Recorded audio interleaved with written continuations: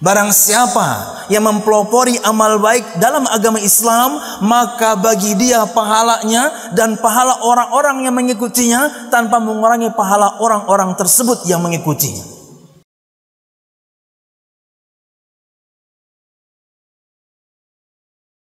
Innal hamdalillah nahmaduhu wa nasta'inuhu wa nastaghfiruh wa na'udzu billahi min shururi anfusina wa min sayyiati a'malina.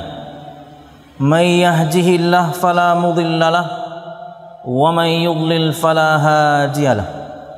Ashhadu an la ilaha illallah wahdahu la syarika lahu wa ashhadu anna Muhammadan 'abduhu wa rasuluh.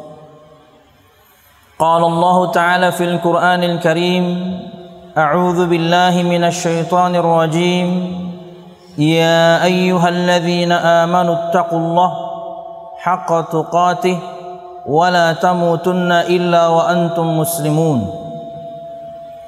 Ya ayyuhan nasu taqu rabbakumul ladzi khalaqakum min nafsin wahidah wa khalaqa minha zawjaha wa batha minhuma rijalan katsiran wa nisaa'a wattaqullaha alladzi tasaaluna bihi wal arham innallaha kana 'alaikum raqiba. Ya ayyuhalladzina amanu taqullaha wa qulu qawlan sadida yuslih lakum a'malakum wa yaghfir lakum dhunubakum wa may yuti'illaha wa rasulahu faqad faza fawzan 'azima. Fa inna asdaqal hadithi kitabullah wa khairal hadi hadi Muhammadin sallallahu alaihi wasallam wa syarrul umuri muhdatsatuha fa inna kulla muhdatsatin bid'ah wa kulla bid'atin dhalalah wa kulla dhalalatin finnar, amma ba'd. Hadirin jamaah Jumat rahimakumullah, alhamdulillah segala puji dan syukur marilah kita haturkan kepada Allah Subhanahu wa taala. Kemudian salawat serta salam semoga selalu tercurahkan kepada junjungan besar Nabi kita Muhammad sallallahu alaihi wasallam, juga beserta para sahabatnya, keluarganya dan segenap kaum muslimin yang selalu istiqamah berpegang teguh dengan Islam sampai hari kiamat kelak.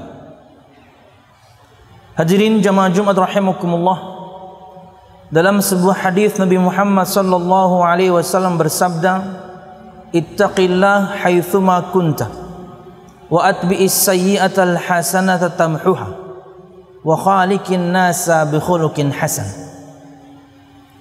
Dalam sebuah hadis yang dikeluarkan oleh Imam At-Tirmidzi dari dua orang sahabat yang mulia radhiyallahu anhuma, Abu Dzar Jundub bin Junadah dan juga Abu Abdurrahman, Nabi Muhammad sallallahu alaihi wasallam bersabda, Muadz bin Jabal radhiyallahu anhu, Nabi Muhammad sallallahu alaihi wasallam bersabda, bertakwalah kepada Allah Subhanahu wa taala dimanapun kamu berada, dan ikutilah selalu keburukan dengan kebaikan, niscaya ia menghapuskannya, dan berinteraksilah kepada manusia dengan akhlak yang baik.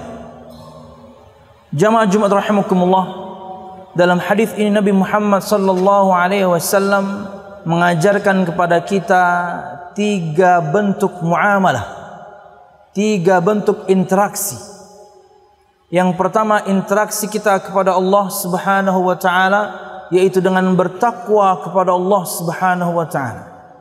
Dan bertakwa kepada Allah Subhanahu wa taala artinya adalah, berkata Syaikh Utsaimin, antaj'ala bainaka wa baina 'adzabillah wiqayah bimtithali awamirihi wajtinabi nawahi. Bertakwa kepada Allah adalah engkau menjadikan antara dirimu dan azab Allah Subhanahu wa taala dinding pemisah dengan menjalankan perintah-perintahnya dan menjauhi larangan-larangannya. Nabi Muhammad SAW bersabda, haitsuma kunta, dimanapun kamu berada. Apakah kemudian bertakwa kepada Allah Subhanahu wa taala terlihat orang banyak, atau kemudian bertakwa kepada Allah Subhanahu wa taala ketika bersendirian? di semua tempat. Apakah itu banyak orang atau kemudian kita bersendirian, maka kita tetap bertakwa kepada Allah Subhanahu wa taala. Di masjid bertakwa kepada Allah, di rumah, sekolahan, di kamar, di tempat kerja, dimanapun, di pasar. Inilah maksud dari sabda Nabi Muhammad sallallahu alaihi wasallam.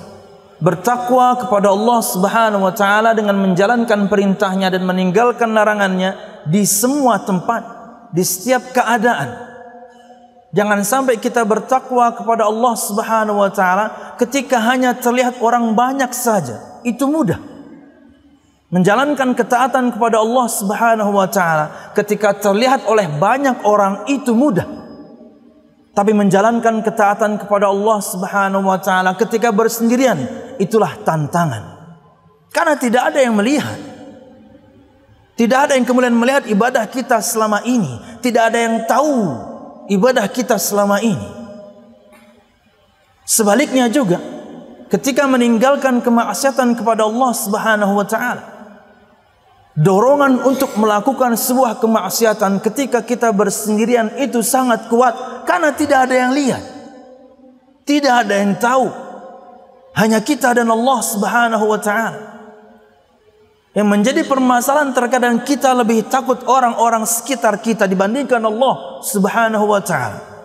Kita lebih takut kepada pasangan, pada orang tua, kepada teman, pada ustaz, dibandingkan Allah Subhanahu wa ta'ala. Jamaah Jumat rahimakumullah, ketika selama ini misalnya kita melakukan amal-amal saleh dan tidak ada yang mengetahui, tidak perlu berkecil hati, karena Allah Subhanahu wa taala Maha tahu. Semuanya telah dicatat oleh Allah Subhanahu wa taala. Sebaliknya ketika kita bermaksiat selalu kepada Allah Subhanahu wa taala di kesendirian, maka jangan merasa aman, karena Allah Subhanahu wa taala pun tahu semuanya.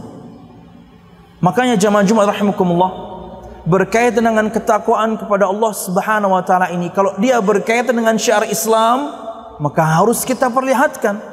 Sisanya kita memohon kepada Allah Subhanahu wa taala agar Allah memberikan kepada kita anugerah keikhlasan, karena amalnya terlihat tapi dia memang harus diperlihatkan. Ia syiar Islam, azan, Jumatan, salat berjamaah dan amal-amal yang lain, ya bagian dari syiar Islam, harus diperlihatkan. Tapi kemudian jika amal tersebut bisa disembunyikan, maka kembali kepada hukum asalnya, yaitu sembunyikanlah. Ini akan lebih mudah untuk kita untuk ikhlas kepada Allah Subhanahu wa taala. Karena ketika kita beramal dan terlihat oleh orang lain, dan kemudian orang tersebut memuji, pujian itu nikmat luar biasa. Pujian itu nikmat luar biasa. Hati ini yang merasakannya. Dan bisa dibayangkan jika yang memuji itu bukan satu dua orang, tapi banyak orang yang memuji amal tersebut. Na'udzubillah. Kita takutkan berikut-berikutnya nanti ketika kita beramal untuk dilihat orang, kita beramal untuk didengarkan orang, kita beramal untuk dibicarakan orang. Jadi jika amal tersebut memang bisa disembunyikan, sembunyikanlah, rahasiakanlah, dan tidak perlu berkecil hati, karena Allah Subhanahu wa taala Maha tahu. Allah Subhanahu wa taala mencatatnya. Jamaah Jumat rahimakumullah, berkaitan dengan menjalankan ketaatan kepada Allah Subhanahu wa taala, dan kita tahu bahwasanya ini amal bisa disembunyikan, perlu pertimbangan. Pertimbangannya adalah kalau misalnya amal ini saya perlihatkan saja, dan kemudian saya tahu bahwasanya teman-teman saya akan mengikutinya, saya akan menjadi pelopor, saya akan menginspirasi, maka kala itu perlihatkanlah. Dan tetap berdoa kepada Allah Subhanahu wa taala, ya Allah, anugerahkan kepada saya keikhlasan. Ini memang amal rahasia, tapi saya sudah menimbang-nimbangnya bahwasanya jika ini saya perlihatkan, teman-teman saya ikut, orang lain akan ikut, orang lain akan termotivasi untuk ikut, orang lain akan terinspirasi untuk ikut, maka kala itu perlihatkanlah. Persis amal seorang sahabat dari kalangan Ansar. Kita tahu sabda Nabi Muhammad sallallahu alaihi wasallam, "Man sanna fil Islami sunnatan hasanah falahu ajruha wa ajru man 'amila biha." Ila akhiril hadis. Barang siapa yang mempelopori amal baik dalam agama Islam, maka bagi dia pahalanya dan pahala orang-orang yang mengikutinya, tanpa mengurangi pahala orang-orang tersebut yang mengikutinya. Sebabul wurud atau sebab adanya hadis ini kala itu, bagaimana sebagian sahabat datang dari negeri yang jauh dalam kondisi yang luar biasa mengenaskan. Kala itu Nabi Muhammad SAW memotivasi para sahabatnya, ayo, siapa di antara kalian yang ingin berderma kepada saudara-saudara kita ini? Kala itu seorang sahabat dari kalangan Ansar, dia langsung menginfakkan hartanya. Perak, disebutkan dalam bentuk perak, dan dalam satu kantung disebutkan dalam riwayatnya la yakadu yaduhu yahmiluh, hampir saja tangannya tidak mampu untuk mengangkatnya. Berarti sangat banyak. Berarti sangat banyak. Siapapun di antara kita misalnya kalau pernah ngangkat barber 5 kilo atau 10 kilo, itu cukup berat. Kalau istilah la yakadu yaduhu yahmiluh, hampir saja tangannya tidak mampu untuk mengangkatnya, mungkin hampir 10 kilo. Dan setelah itu dia lakukan, subhanallah, para sahabat yang lain mereka terinspirasi, termotivasi, hingga kemudian mereka juga menginfakkan harta mereka. Basicnya infak ini, basicnya sedekah ini disembunyikan bisa, apalagi di zaman kita sekarang. Tapi subhanallah, kalau kita sudah menimbang-nimbang, kata Syekh Muhammad bin Shalih Al-Utsaimin, jika Anda sudah menimbang-nimbang bahwasanya akan ada orang lain yang termotivasi dengan amal Anda dan mengikutinya, perlihatkanlah. Tapi jika tidak, kembali ke hukum asal. Kata Nabi Muhammad SAW, salah satu dari 7 golongan yang Allah Subhanahu wa taala akan janjikan diberikan naungan di hari tidak ada naungan kecuali dari naungan Allah Subhanahu wa taala. Kata beliau SAW, wa rajulun tasaddaqa bi sadaqatin fa akhfaha hatta la ta'lama shimaluhu ma tunfiqu yaminuhu. Dan seorang laki-laki yang bersedekah dan dia sembunyikan hingga tangan kirinya tidak tahu apa yang dilakukan oleh tangan kanannya. Ini adalah sebuah permisalan. Sangat rahasianya amal yang dia lakukan, sangat rahasianya infak yang dia lakukan, hingga orang sekitarnya pun tidak tahu selama ini dia bersedekah. Kenapa ini dia lakukan? Karena dia sudah menimbang bahwasanya kalau saya perlihatkan, teman-teman saya pun mungkin tidak termotivasi. Wallahu a'lam bishawab. Yang kedua, interaksi kepada diri kita sendiri. Tentunya banyak adab yang harus kemudian kita pelajari berkaitan dengan bagaimana kita mendidik diri ini agar kemudian menjadi baik, menjadi suci, menjadi bersih.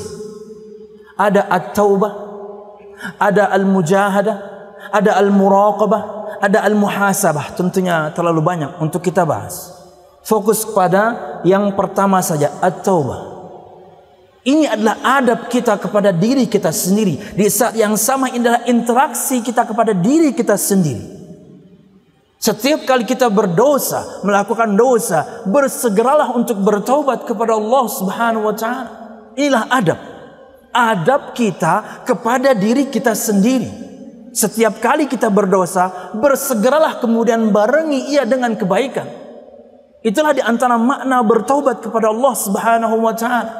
Bersegera melakukan kebaikan setelah sebelumnya na'udzubillah melakukan keburukan. Kata Nabi Muhammad SAW, wa atbi'is sayyi'atal hasanata tamhuha, dan barengilah, ikutilah selalu perbuatan yang buruk, dosa, dengan perbuatan yang baik, amal saleh. Niscaya amal saleh tersebut menghapuskannya. Betul bahwasanya secara zahir hadis ini umum sekali, bukan makna taubat yang tentunya adalah spesifik.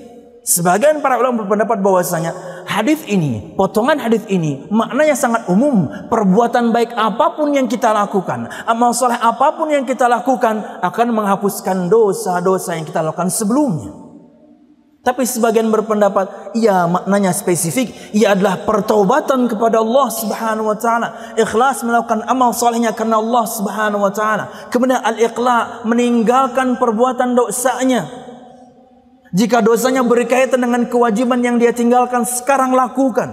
Jika dosanya berkaitan dengan kemaksiatan yang dia terobos, sekarang jangan lakukan lagi. Jika dosanya berkaitan dengan salah dia sama anak Adam, minta maaf sama orangnya. Al-iqla, berhenti. Kemudian an-nadam, ada penyesalan. Dosa itu disesali, ditangisi, bukan diingat-ingat, bukan dikenang-kenang. Betul, sebagian di antaranya indah, tapi itu adalah indah yang dibuat oleh syaitan. Dia hiasi untuk kita. Wah, indah ya waktu itu ya. Waduh, bahkan terkadang sebagian di antara orang menyebutkan zikir kepada Allah. Masya Allah ya, waktu itu pas kita pacaran. No. Dosa itu disesali, bahkan ditangisi.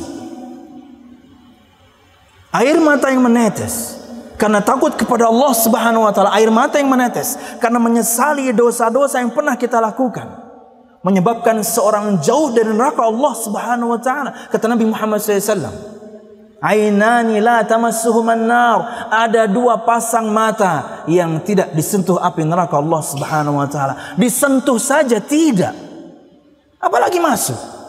Salah satu di antara yang keduanya adalah ainun bakat min khasyatillah, sepasang mata yang menangis karena takut akan azab Allah Subhanahu wa taala. Bahkan di hadis yang lain Nabi Muhammad SAW sebutkan, mustahilnya orang yang takut akan azab Allah Subhanahu wa taala untuk masuk neraka sama seperti mustahilnya air yang keluar dari ujung keter.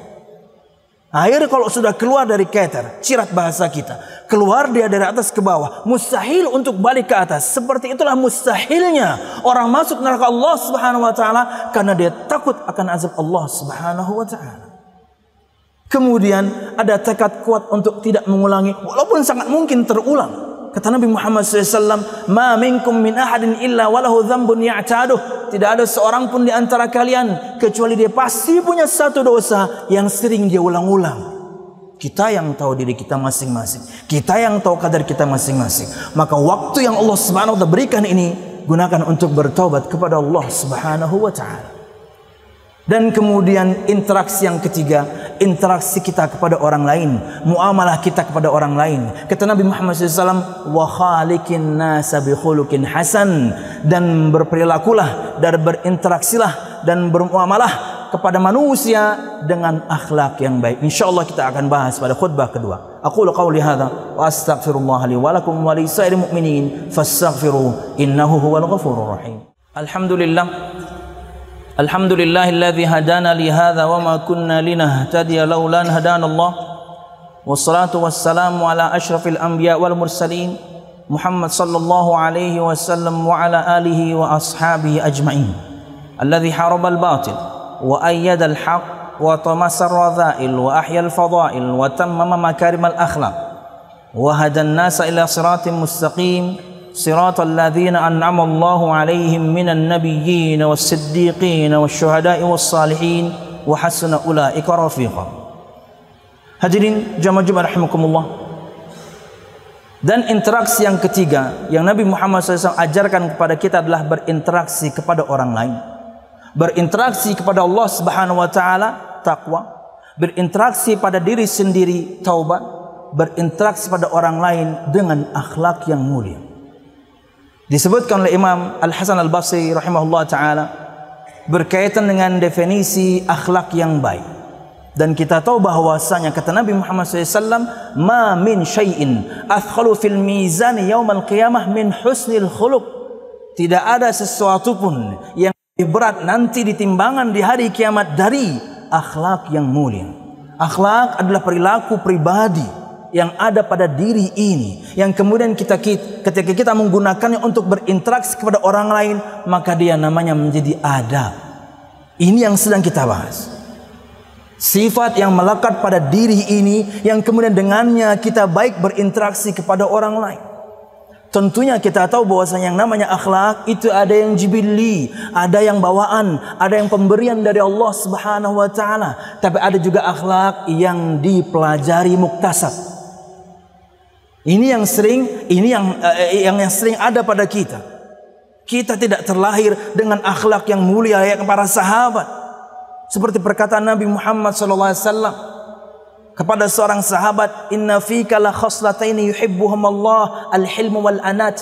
Sesungguhnya padamu ini wahai sahabatku yang mulia, ada dua akhlak yang mulia yang Allah Subhanahu wa taala mencintainya. Kamu itu orangnya lemah lembut, kamu itu orangnya tidak tergesa-gesa.